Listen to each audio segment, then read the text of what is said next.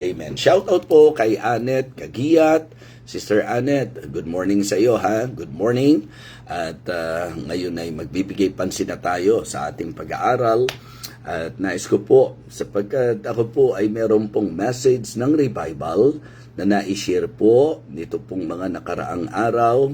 At yun po ang naging opening po namin dito po sa conference na ito. Dito po kami sa Marandi ngayon. Kaya shout out po kay Pastor Franz at ang kabuuan po ng Bible Baptist Church dito po sa Maranding at ang mga pastors na kasama po natin. So shout out po sa lahat. So again, thank you so much sa mga panalangin po ninyo sapagkat naging matagumpay po ang anniversary po ng Victory Fundamental Baptist Church. Shout out po kay Sister Franz Escanlon, ganoon din po kay Sister Edita Heresano, Clarita Dirain, Perlita Barbado, at shout out na rin po kay Deacon Danny De La Peña, Sister Mary Jane De La Peña, kay Sister Melanie Takahashi, Joel Evangelista, si Nanay Percy Zapata. So shout out po sa inyong lahat dyan. Victor C. So ngayon po, magbibigay pansin po tayo. And I would like to use the same text, the same passage po na naibigay ko po para sa conference at sa revival po, mga kapatid. At sa challenge natin sa anniversary. Alright, Nehemiah chapter 6. Nehemiah chapter 6, ganito po ang sabi ng Bible, Now it came to pass, when Sanballat and Tobiah and Geshem the Arabian and the rest of our enemies heard that I had builded a wall, and that there was no breach left therein, though at that time I had not set up the doors upon the gates, that Sanballat and Geshem sent unto me, saying, Come, let us meet together in some one of the villages in the plain of Ono. But they thought to do me mischief. And I sent messengers unto them, saying, I am doing a great work, so that I cannot come down. Why should the work cease while I leave it, and come down to you? Yet they sent unto me 4 times after this sort, and I answered them after the same manner. Ang ating pong pag-aaralan ngayon ay sesentro po sa idea po nung mismong sinabi po ni Nehemiah.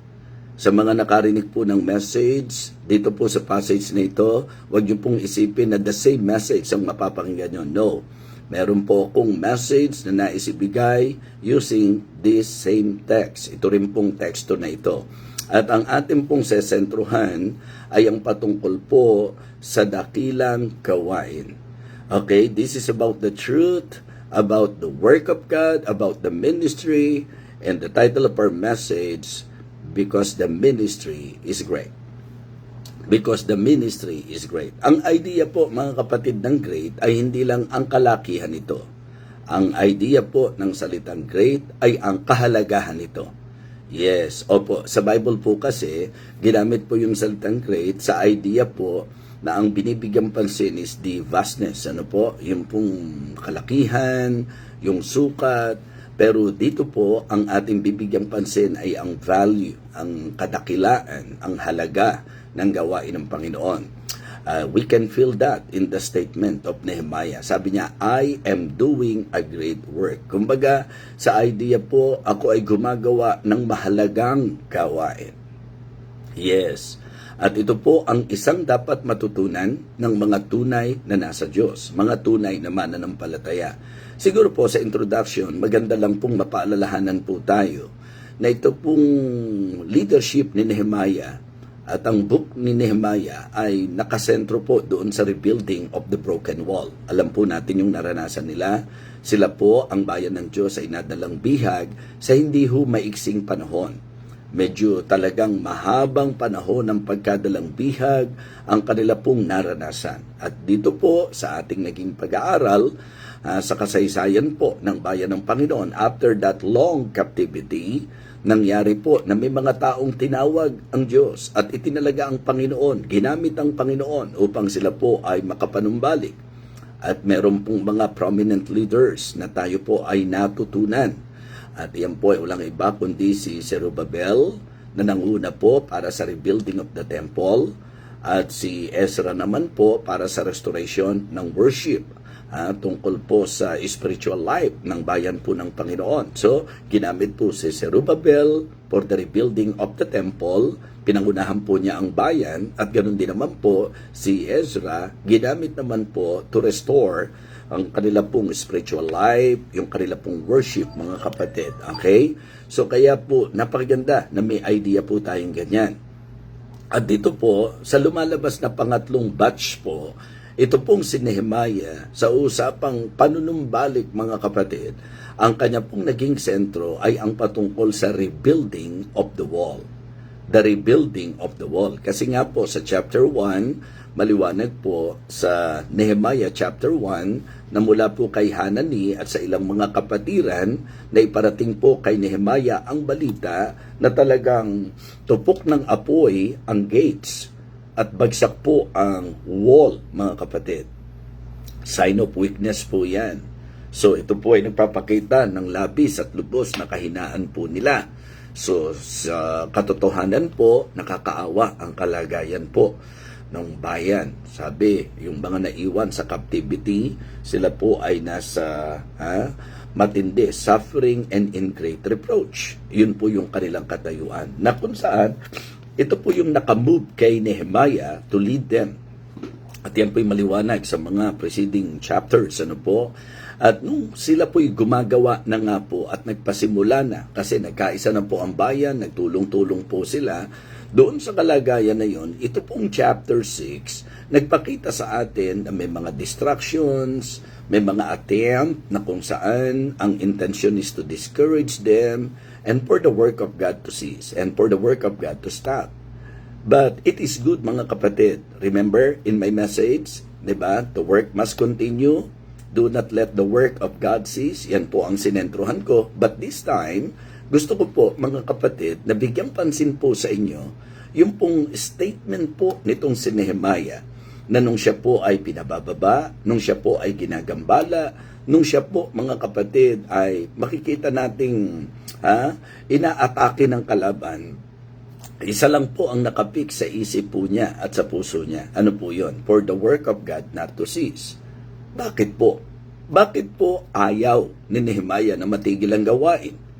Ito pong quality na ito at ang karakteristik na ito ay maganda pong ating tingnan, pansinin, sapagkat sa totoo lang, bilang mga Kristiyano, dapat ganito rin po tayo. Okay? So sa lahat ng attempts na ginawa po sa kanya, Nehemiah became very consistent sa kanya pong answer, sa kanya pong sagot, sa kanya pong stand. Makikita nyo na ipinakikita po dito yung kanyang focus, yung kanyang firmness, at yung kanyang faithfulness. Okay?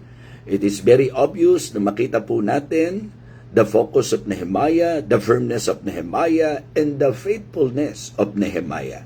So, yun po ay dahil sa maliwanag na naging sagot po niya na sa lahat ng panggagambala, sa lahat ng mga attempts na ginawa upang siya po ay patigilin, upang siya po ay pababain, malinaw po na ang sagot niya, I am doing a great work so that I cannot come down. Why should the work cease whilst I live it and come down to you?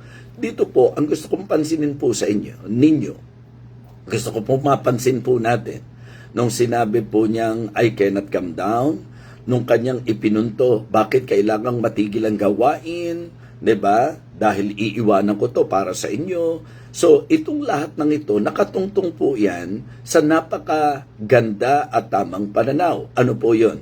Yung pananaw that the work is great. Kasi ang sabi po niya, I am doing a great work. I remember King Solomon, bagamat sabi ko po sa inyo, mapagsasama po natin sa concept ng salitang great, yung kalakihan at kadakilaan. Yung kadakilaan at kahalagahan. Okay? Magandang mapansin po natin yan. Doon po sa 1 Chronicles chapter 29, verse number 1, nung si David, gusto po niyang ma-encourage ang bayan para po sa pagtatayo naman ng bahay ng Panginoon. Tingnan niyo po, dito po, bigyan natin ng masasabi nating emphasis. Si Nehemiah po sa usaping pagtatayo ng broken wall. Ito naman pong si David sa usapan ng pagtatayo ng bahay ng Panginoon. So, both are related and connected sa Diyos po, mga kapatid. Kaya nga sabi ko po pwedeng ang usapan ng pagtatayong ito ay atin pong iugnay sa usapan ng hindi lang po bahay ng Panginoon, kundi bagay ng Panginoon. Ang ibig sabihin, things that are related to God. Diba? Kasi lahat ng bagay, makikita mo na nagiging mahalaga sapagkat nakaugnay sa Diyos. Okay? Ang gawain po, basta gawain lang, normal po yan, regular po yan. Pero kapag ka sinabi nyo na at inugnay nyo na po ang Diyos, gawain ng Diyos, hindi mo natitingnang ordinary po yan. Okay? Nakukuha nyo po yung ating pinakakaisipan na nais pong ipunto. Everything in this life, kapag ka nakaugnay sa Diyos, ibang usapan yan. Sapagkat ang nagpapaging mahalaga at ang nagpapaging dakila sa mga bagay-bagay ay ang kaugnayan nito sa Diyos. So, ang pinag-uusapan natin, pagtatayo ng nasirang kuta, mga kapatid. Okay? The rebuilding of the broken wall. At ang ating pong sentro dito is about yung bayan po ng Panginoon. So, kay King David naman, na kung saan si Solomon ang napili para manguna, ang itatayo naman bahay ng Panginoon. And the point that I would like to emphasize to you this morning is that nung sinabi po ni King Solomon, furthermore, David the king said, nung sinabi po ni David, ang sabi niya, furthermore, David the king said unto all the congregation, Solomon, my son, whom alone God is chosen, is yet young and tender. And the work is great. Tingnan niyo po, nung sinabi po niyang, and the work is great, kung titingnan niyo po ang concept, napakalaki, napakatindi ng gagawin, ng gawain. So, yun po. And the work is great. Tas ang kasunod po ng kanyang statement, for the palace is not for man, but for the Lord God. Kaya, in a way, makikita niyo po that one of the concept na gusto niyang i-point out, dakila ito, hindi lang sa laki ng trabahong ito, hindi lamang po sa tindi ng gawain, kundi yung halaga ng gawain. So doon ko po gustong i-lead ang bawat isa sa ating pong pag-uusap ngayon. Because very consistent as what I've mentioned to you, that in spite of the fact that many are trying to disturb them, to bother them in what they are doing for God, here is Nehemiah in his clear response na ang sabi niya, I am doing a great work. How about you this morning? Kung ang pag-uusapan yung church natin, alam niyo po ba na iyan ay gawain ng Diyos? Kinukonsider po ba nating dakila po yan? Kinukonsider po ba nating mahalaga yan? And then, yung mga ministries, mga kapatid, gawain po ng Diyos yan. So, ito po ay dapat tingnan po natin na dakilang gawain. So, kaya ngayon po, having that in mind, ibig sabihin, after emphasizing to you that the work is great, dahil sa Panginoon nga po yan, ngayon, ang bibigyang pansin po natin sa ating pag-uusap ngayon, ano-ano po ang dapat sa atin bilang mga mananampalataya, bilang mga nasa Diyos. Kaya kung kayo po'y members ng Baptist Church na kinabibilangan ninyo, dawa ito po ay makapag-contribute ng masasabi nating magandang kaisipan sa usapan ng ministeryo. Mga kapatid, mga minamahal, and in the story of Nehemiah, makikita po natin ang ating mga puntos na ito. Okay? Because the ministry is great, and the reason why we consider ministry great, it is because of God. So mga kapatid, for me, ang magandang ating pong mabigyang pansin at ating pong mapag-aralan, let us always think and look for the ministry. Dapat ang isa sa lagi nating iniisip at laging tinitingnan ay ang ministeryo. Hindi po pwede na palalabasin nating mahalaga ang isang bagay na wala sa isip natin. Hindi po kailanman mapagtatagpo na palalabasin mong mahalaga sa iyong isang bagay na wala kang atensyon dito. So what I would like to say this morning is that if you really believe that the ministry is great, we better think and look for the ministry. Dapat po naiisip natin ang gawain.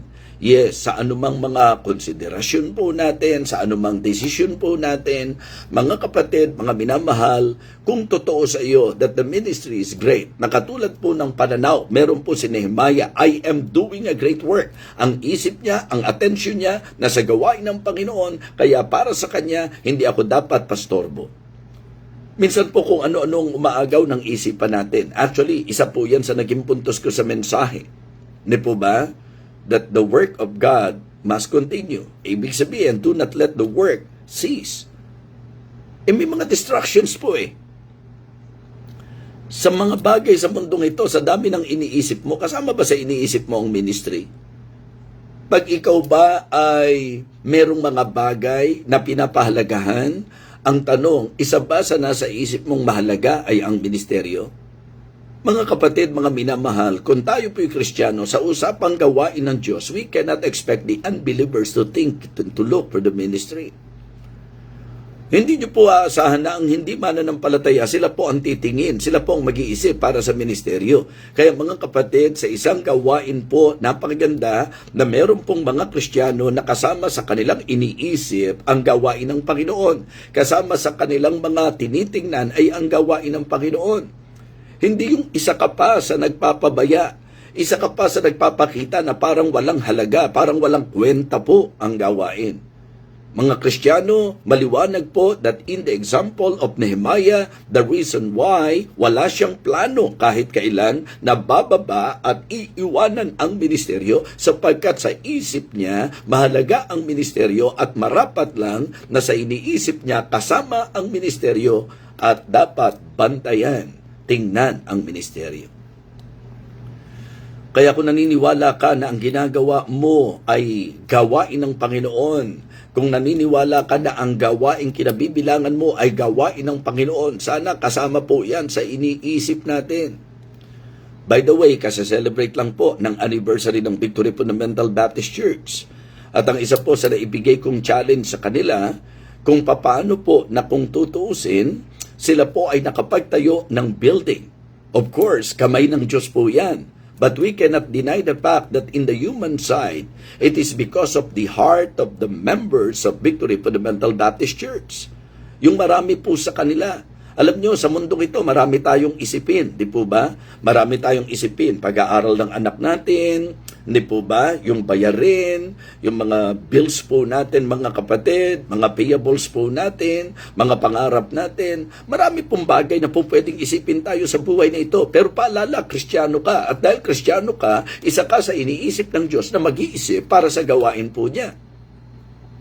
So para maitayo po ang building ng Victory Fundamental Baptist Church, ito po'y pagpapakita lang na meron pong mga mananampalataya na may isip at pagtingin sa gawain po ng Panginoon. How about you this morning? Kung titingnan po natin ang mga pastor po natin, manggagawa po ng Diyos yan. Kasama po ba sa iniisip natin ang manggagawa ng Panginoon? Yung mga workers natin, kasama po ba sa iniisip natin ang mga workers ng Panginoon? Yung pong mga ministries ng church, katulad po halimbawa ng mga pagtuturo sa mga bata, yung maraming ministries pa ng church po natin. Diba? Sa consideration mo, sinasabi mo, Kristiyano ka, gaano kahalaga sa iyo ang gawain? Mga kapatid, mga minamahal, if it is true to you, if you are really sincere, na ang pagtanaw mo sa gawain ay dakila, ito ay mahalaga, hindi ba dapat tinitingnan natin? Di ba dapat iniisip natin ang ministeryo? Huwag niyo pong hayaan ang pastor lang ang nag-iisip para sa gawain. Huwag niyo pong hayaan na ang mga manggagawa lamang, kung may pastoral staff kayo, kung may preachers kayo, huwag nating hayaang iilan. Ang lahat ng mga Kristiyano dapat may isip at pagtingin, may pag-iisip at pagtingin sa ministeryo.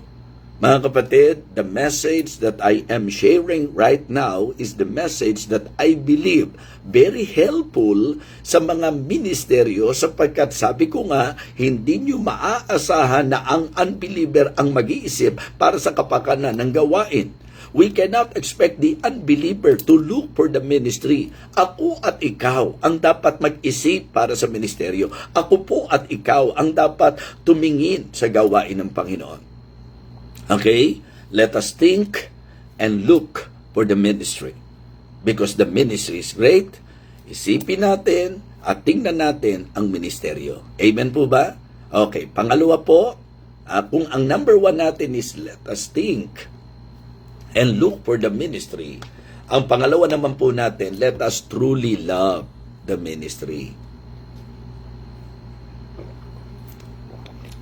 Mahalin po natin ang totoo ang gawain ng Panginoon. Ito po'y medyo, please fasten your seatbelt. Medyo ito po ay matapang na pahayag.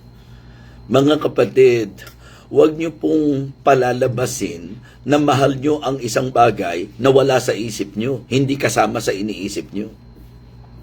Huwag po nating paniwalain maging ang sarili natin na mahal natin ang gawain na easily pinababayaan natin to. 'Di ba? Hindi nga lang po pinababayaan, ang mabigat pa po sa marami, ipinagpapalit po natin ito. Alam niyo po ba kung bakit tayo na-save? Dahil sa ministeryo ng Panginoon. Ginamit ng Diyos ang church. Ginamit ng Diyos ang ministry para ako at ikaw ay masave. Ang tanong ko ngayon, dapat lang ba na pahalagahan mo ang ministry na kung tutusin, ginamit ng Panginoon sa iyo para masave ka? I believe you will agree with me that it is but right for us to love the ministry knowing that the Lord used the ministry para makarating sa atin ang ebanghelyo, para ma-sharean po tayo, para ma-witnessan po tayo, para ma-save po tayo. Okay? At sa takbo nyo ngayon, bilang mananampalataya, sa usaping pamilya po natin, 'di ba? How God is blessing our lives. Actually po, blessed po ako sa testimony ni Ate Lita nung kami po nagkaroon ng biglaang couples fellowship. Nagkaroon ng pagkakataon na sila pong mag-asawa ang pinatayo ni Pastor Poy para mag-share ng kanilang testimony. Actually po, bilang mag-asawa. But as you listen to her, makikita nyo po how she appreciated the ministry. Kasama pa nga po ang inyong pastor, ang inyong lingkod sa pinasasalamatan po nila. Okay? And it is very true na yung mag-asawang yan, grabe po ang pagmamahal sa ministry. Alam niyo po bang umuwi sila ng Naik, Cavite, tapos ang kanila pong pagsamba every Wednesday, every Sunday morning, every Sunday afternoon, kumpleto po yan sa pag-attend ng service. Imagine Naik, Cavite. So napakalayo po noon para po sumamba sila sa Santa Mesa, mga kapatid. Opo. So yung Santa Mesa, lugar po 'yon. Hindi po namin tinitingnan santa yung mesa. Ang ibig ko pong sabihin, mula po doon sa Naik, Cavite, bumibiyahe po sila. And please take note, even Wednesday midweek service po namin, halos kumpleto po ang attendance ng mag-asawa na yan. Pag inisip natin, bakit gano'n na lang? Bakit gano'n na lang katindi ang pagmamahal nila? Bakit ganun lang katindi ang effort nila? Why? Sapagkat tinitingnan nilang dakila ang gawain. Kasi pag tiningnan mong mahalaga, mamahalin mo. Kapag tiningnan mo na dakila, mamahalin mo. At pag sinabi mong mamahalin mo, papahalagahan mo. Kaya para sa akin po, mga kapatid, in fact, hindi lang ang members ng church, kundi ako mismo can attest kung gaano nila kamahal ang ministry, sapagkat hindi lamang po ang mismong gawain, kundi pati mga manggagawa, mahal na mahal po nila. Kaya sa totoo lang po, mga kapatid, mga Kristiyano, napakaganda po na medyo once in a while, nag-i-evaluate tayo Yung bang talagang tinitingnan natin, yung para tayo mismo makita kung gaano talaga katotoo tayo sa usapan ng pagmamahal sa gawain ng Diyos. Tandaan niyo po huwag niyong paniwalain na mahalaga sa inyo ang gawain kung pinababayaan po natin. Huwag po nating dayain at paniwalain ang sarili natin na mahal natin ang ministry, na ang dali-dali ipinagpapalit natin. Mga kapatid, kapag ka ang isang bagay ay totoong mahalaga sa iyo, naniniwala po ako na hindi mo basta pababayaan. Lagi mong titingnan yan. Laging nasa isip mo yan. Okay? At hindi mo ipagpapalit yan. Hindi mo basta iiwanan yan. Mga kapatid, dahil sa malalim na pagmamahal ni Nehemiah, una sa Diyos, pangalawa, doon sa pagtatayo ng wall, mga kapatid, ito po, kaya siya naging dedicated and committed, kaya hindi niyo po siya madidisturbo, hindi po siya mapapanghihinaan ng loob, at hindi po niya iiwanan ito, hindi po siya bababa because mahal po niya ang ministeryo. Kaya importante po na ang pagtingin nating dakila sa gawain ng Panginoon ay dapat mag-lead sa atin to always think and to look for the ministry and to truly love the ministry. Gaano natin kamahal ang gawain? Gaano kahalaga sa atin ang gawain? Sabi ko nga, mag-usap tayo sa specific ministry. Nung ikaw ay sumali sa choir, ang tanong, ano ba talaga ang motibo mo? Ano ba ang motibasyon mo kung bakit ka sumali sa choir? Kasi mahal ko po ang Panginoon, gusto ko pong magamit ang talent ko para sa Kanya. Well, that is great, that is good. That if the reason why you join in the choir because you love the Lord and because of that you want to dedicate your ministry to God, okay, pero ang tanong, hanggang kailan ka dyan? Susunod na tanong, nahandyan ka pa ba? Nahandyan ka pa ba sa ministeryo na pinaglagyan ng Panginoon sa iyo?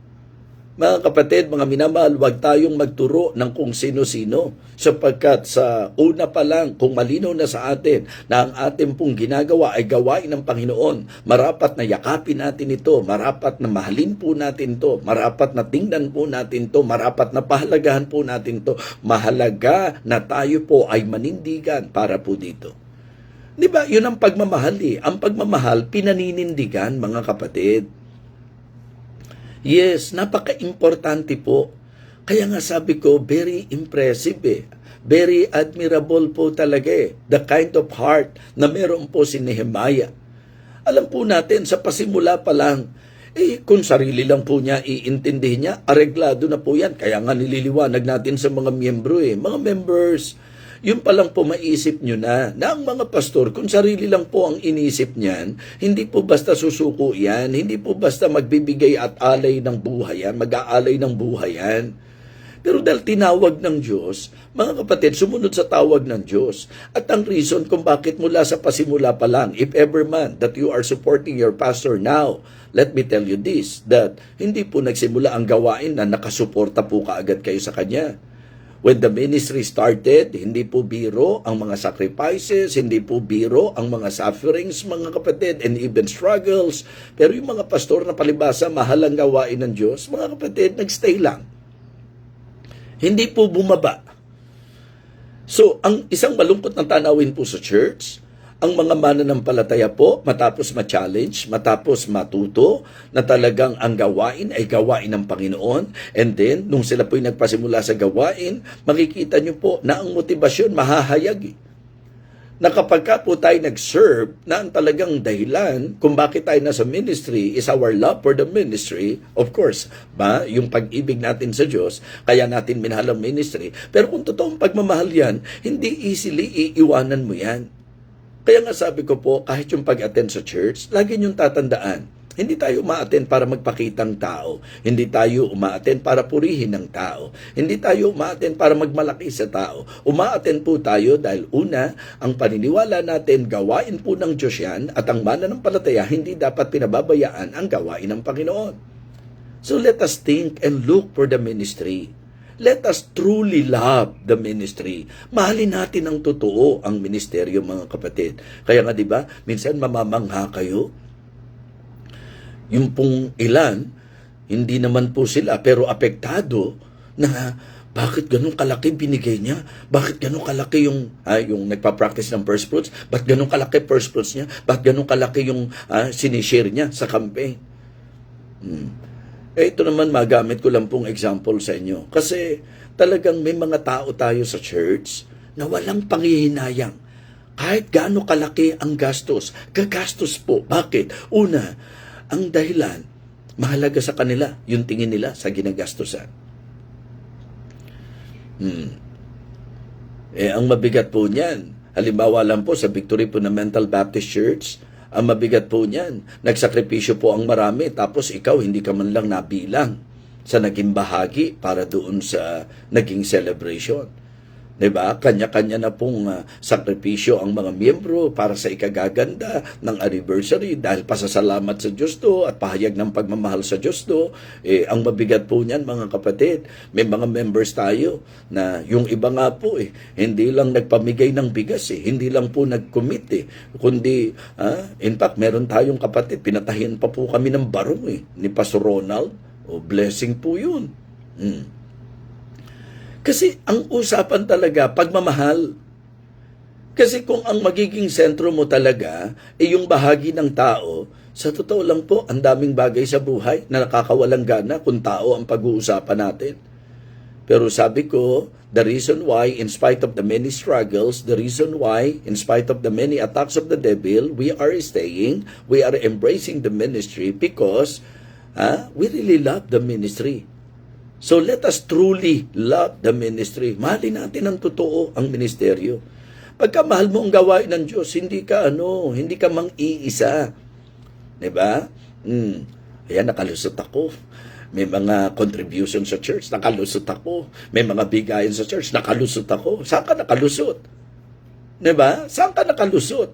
Ang tingin mo ba mga kapatid, pag ang pinag-uusapan, mga bagay na pagbibigay para sa Diyos at sa gawain ng Diyos, maging sa manggagawa ng Diyos, ang talagang tingin mo ba, dapat makalusot ka dyan? Dapat hindi ka sasama dyan? Mga kapatid, kung mahal natin ang ministry, kaya nga yun ang dahilan. Pansinin nyo po, sa leadership po ng inyong lingkod, members ng Living Water Baptist Church, ni minsan ba, nakita nyo po ba na ang pastor po ninyo ay gumamit ng pang-iisa sa miyembro? Diba? Ang ibig ko pong sabihin, hindi nga tayo kailanman nag-practice ng mga sapilitang pagbibigay Talagang tayo po ang lagi, kasi ang paniniwala natin, ang pagbibigay dapat bunsod ng pag-ibig, hindi ng pamimilit. May mga pastor kasi, ang estilo po mga kapatid ay ang puwersahin ang mga miyembro o on the spot ang mga miyembro. That is not right. Kasi ang tinuturo nga natin sa Bible, cheerful giving na dapat yung tao magkaroon ng malayang pagpapasya. Kaya dapat ang tao naman, ang mananampalataya matuto na kaya ka dapat magbigay, hindi dahil pinipilit ka at huwag mo nang hintayin pilitin ka. Kasi kung talagang ikaw may pag-ibig sa gawain ng Diyos, tandaan nyo po, kusang bubukal yan. Wala kayong makikita na nanligaw, na diniktahan kaya nakaisip na magbigay. Matik po yan. Matik yan mga kapatid. Kaya nga tayo po sa church, ang practice natin, ipinakikita natin ang need, ipinakikita natin ang sitwasyon. Ngayon, yung mga may pag-ibig sa gawain ng Diyos, yung mga nag-iisip at may atensyon sa gawain ng Diyos, sila'y nag-i-involve ng sarili nila.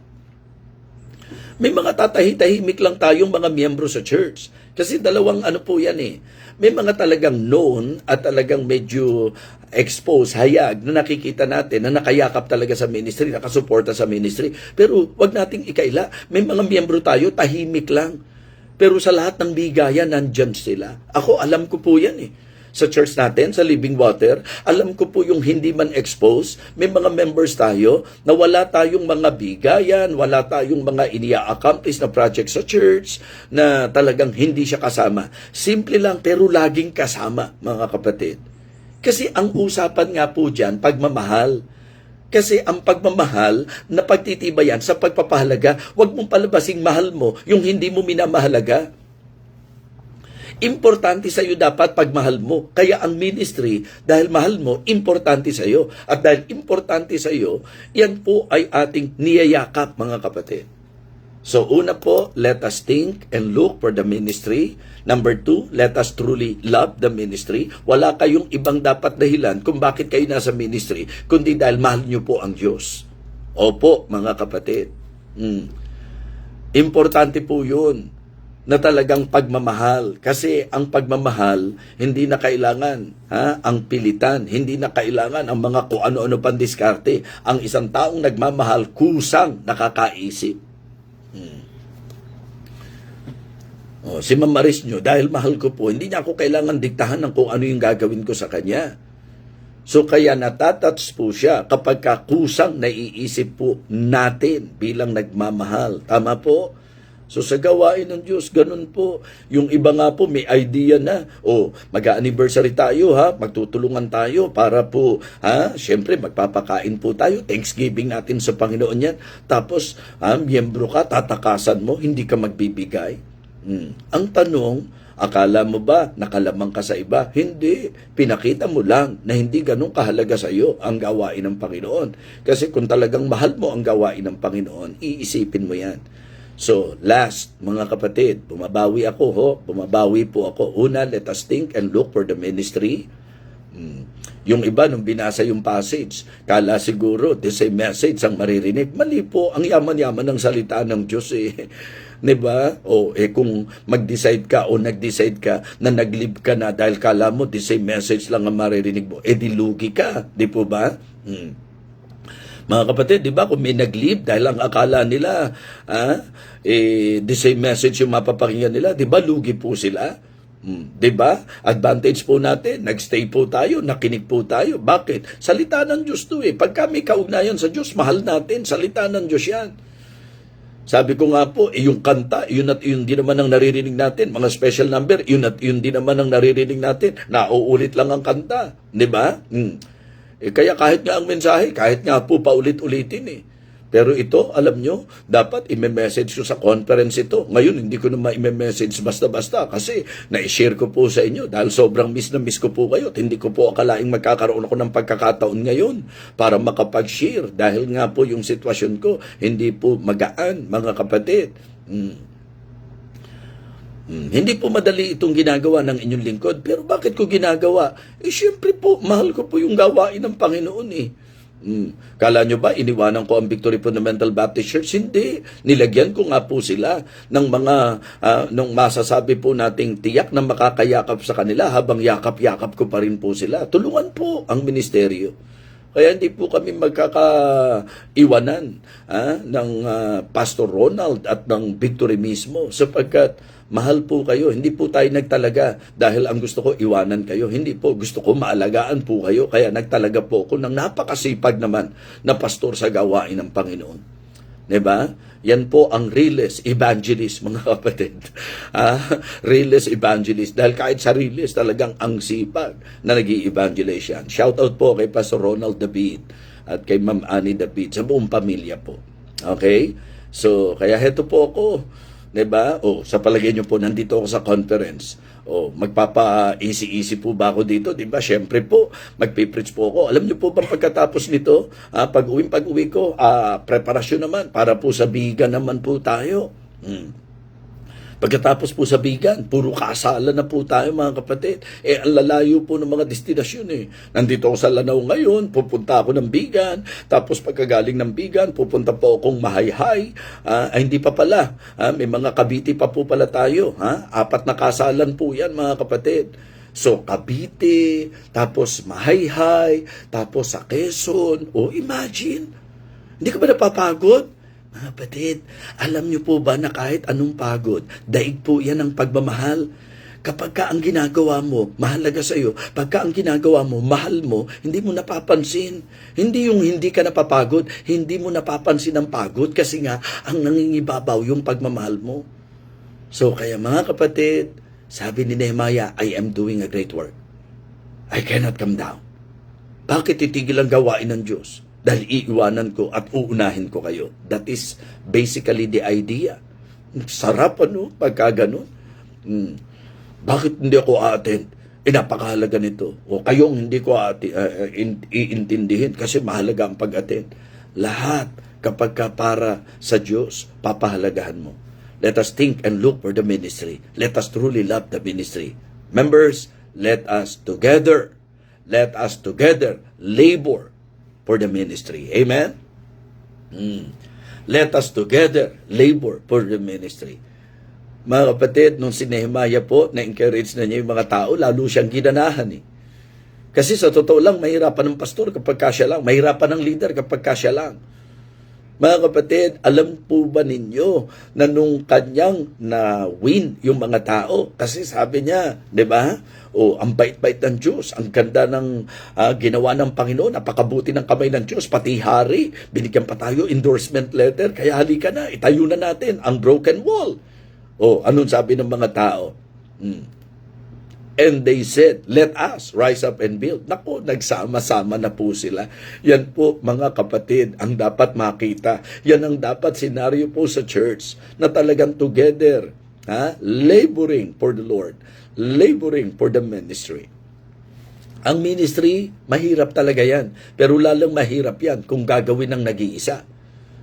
Pero ang ministry, pagkasama-sama po, mga kapatid, pagkatulong-tulong, and that is the will of God. Tulong-tulong po tayo sa gawain. Hindi po Superman ang pastor. Hindi po kaya ng pastor mag-isa ang gawain. Yan nga po ang reason kung bakit ako, ang isa sa lagi ko pong expression, ay ang pasasalamat sa mga members na mapagmahal sa Diyos, na nakikita sa pagmamahal sa ministeryo, na nagiging kabalikat mo, nagiging katulong mo. Ang living water. Kaya po yan, mga kapatid, nagpapatuloy. Hindi dahil sa magaling ang pastor. In fact, maraming pagkakataon hindi kami magkakasama. Pero kaya po nangyayari na naitataguyod po ang gawain, hindi lamang po dahil kay PNG. Mga kapatid, ang dami po nakasama kaisa. Mga nahandyan at aktibo sa choir, nahandyan at aktibo sa music ministry, nahandyan at aktibo sa SWAT, Soul Winning Action Team, nahandyan at aktibo sa Ladies Fellowship, nahandyan at aktibo sa Men's Fellowship, nandyan at aktibo sa pagtuturo,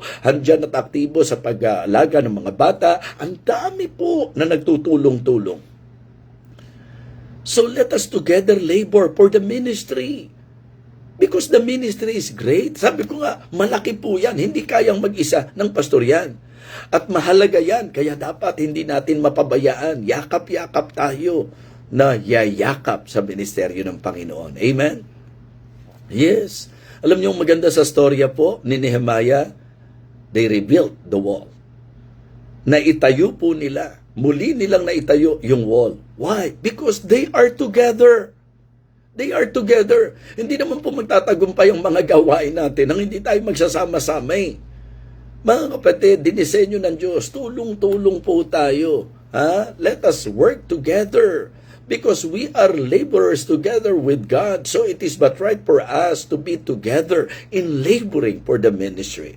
Hindi dinisenyo ng Diyos ang ministry na isa lang ang tatrabaho. Tulong-tulong talaga tayo. Kaya nga sabi ko po, ayan, shout out na naman ako sa mga precious rubies nito eh. Alam niyo po ba, yung schedule lang ng special number ng precious rubies, encouragement na po sa ministry. Kasi sila may mga edad na, yan ang mas gusto kong sabihin, may mga edad na, pero tingnan nyo po kung gaano nagle-labor para sa gawain ng Panginoon. Siyempre, hindi naman po kakanta yan, nagpa-practice yan. At siyempre po, pagka nag-practice yan, medyo may mga edad na rin po yan kahit papano, kasi majority sa kanila, lagpas 30 na po eh. Ang Precious Rubies po, lahat ng miyembro niyan, above 30 na po. Above 30? Di ang babata pa nila. At tandaan nyo po ito, kahit 75 years old, above 30 pa rin po yan. So, yun po yung safe, mga kapatid. Kaya kung kayo po, medyo may makikita kayo na ayaw nyo maging offending ang dating nyo, huwag yung napakataas ka agad ng turing nyo. Tingin ko po, lagpas 40 na kayo. Naku, matutuwa pa sa'yo yan. Kung yan po 60 anyos na, sasabihin mo, lagpas 40 siya, medyo ang layo ng iyong, di ba? Hindi mo siya bubulahin. Yun po, safe yun. Magiging maingat kayo. Kasi, mahirap din po makatapat kayo na 60 anyos pa lang, sasabihin nyo na, may 70 na po ba kayo? Di ba nakaka-offend yun? Mga kapatid, balik po tayo. Because the ministry is great, we need to think and to look for the ministry. We should truly love the ministry and we should be together. Diba? Sama-sama tayo na magle-labor para sa ministry. Imagine niyo po, yung gawain na tumatayo kahit iilan pa lang ang nagtutulong-tulong. So imagine niyo po yan, kung lahat magtutulong-tulong. Diba? kung ang bawat may gawain po. Mga kapatid, gumraduate na po tayo doon sa kapag kami usapin sa church, ikaw ang involved.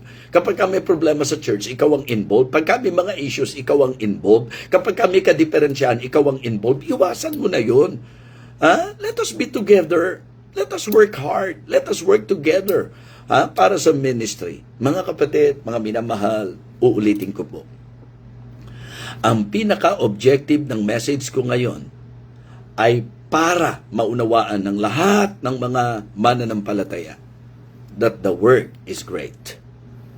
The work is great. Hindi ito sa tao. For the palace is not for man, but for the Lord God.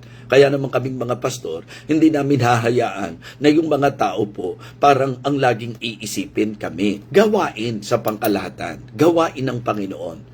Pero syempre, pag inisip nyo po gawain ng Panginoon, kasama po yung mga manggagawa. Kasama po yan, for sure. So, everything that is related and connected to God, dapat pinapahalagahan, dapat minamahal. Tatlong bagay po ang itinuro ko sa inyo. Kung totoo kayo na ang pananaw nyo, ministry ng Panginoon yan, gawain ng Panginoon yan, if you really believe and 100% convinced that the ministry is important, that the ministry is great, ang dapat po, let us think and look for the ministry. Isipin natin at tingnan natin ang gawain. Let us truly love the ministry. Totoong mahalin natin ang ministry. Let us together labor for the ministry. I hope na tayo po'y napagpalang muli sa ating pong naging pagsasama-sama dito po sa gawain ng Panginoon. Mga kapatid, I hope na ang Diyos ay nakatilo sa ating mga puso at dinala tayo ng message sa realization. Tulungan natin ang pastor. Tulungan natin ang mga manggagawa. Magsama-sama tayo sa ministry. Sana po ito'y nagpaalala sa atin na sa dami ng iniisip mo, sana isa sa unang iniisip mo kapakanan ng gawain ng Panginoon. At nawa, totoong mahalin natin ang gawain ng Panginoon. Let us pray. Dakilang Diyos, salamat po. Napakabuti mo po sa amin. Thank you so much for giving us the opportunity once again to hear and to study your precious words. Thank you for giving me enabling grace, Heavenly Father. Thank you for allowing me to minister to you through your people. Nawa, ang bawat isa po na nakinig ngayon ay napagpalang lubos. Kung ito po ay i-apply lang ng amin pong mga kapatiran sa usapang church, naniniwala ako na ang lahat ng gawain ay iinam, Panginoon. Nawa, bigyan mo kami ng kaisipan, pananaw, pagmamahal, na katulad po ng meron si Nehemiah. Panginoon, may we always realize the importance of your ministry. Bless us, O Lord, and bless your people. Pagpalain mo po ang lahat ng may kaarawan, ang lahat ng isa-celebrate ng anniversary, at ang bawat masugid na taga-subaybay sa ministeryong ito. Thank you so much, Heavenly Father. Sa iyo po ang kalwalatian at lahat ng kapurihan. Sa pangalan po ng aming Panginoong Jesus. Amen.